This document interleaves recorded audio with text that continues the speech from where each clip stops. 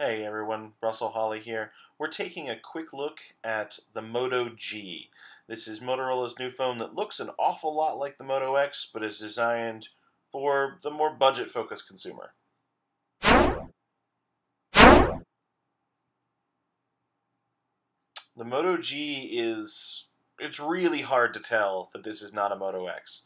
As you swipe around, it has very much the same user interface. It's actually easier to tell that it's not the Moto X now because the Moto X is actually running Android 4.4, whereas this is still running Android 4.3.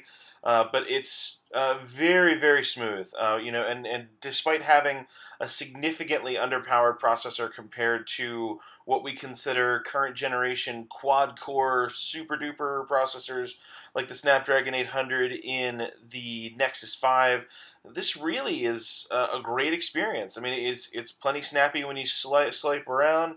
Played a minute or two of Riptide GP here, and it's really, the visuals don't lag at all, aside from when it's trying to tell me how to play the game.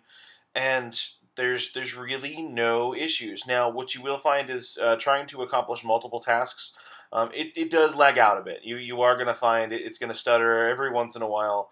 It is definitely not a flawless setup, but it's really good. The Motorola Assist is a little limited. You only have the sleeping and the meeting functions because you're not running that X8 processor. And really, the cool trick that the hardware does, that's different from the Moto X is this replaceable back. Calling it replaceable is generous. It's not easy to take off, and once you've taken one off, you're probably not going to want to swap them around particularly often. You basically have this open tab at the bottom that you pop, and then there are tabs going all the way around the bezel. And you really do have to force it to get it off there. And actually, in taking the black one off, I realized that we actually broke it. The headphone jack snapped right there, and that was I was certainly not as ginger as I could have been in removing it, but it was fairly normal taking off there. And as you can see, the battery is not removable. The only thing you're doing here is accessing the SIM card and replacing the back with whatever you want.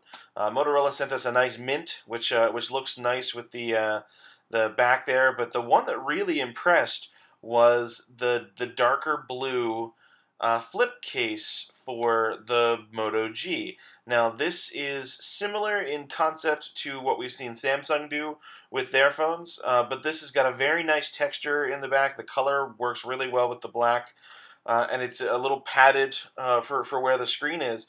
But this is actually smart cover design. Now, if you have it open, it's going to block the camera, so it's not perfect, but the smart cover is nice and comfortable. It works just fine.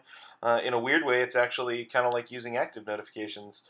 But yeah, this has been a quick look at the Motorola G. Thanks for watching.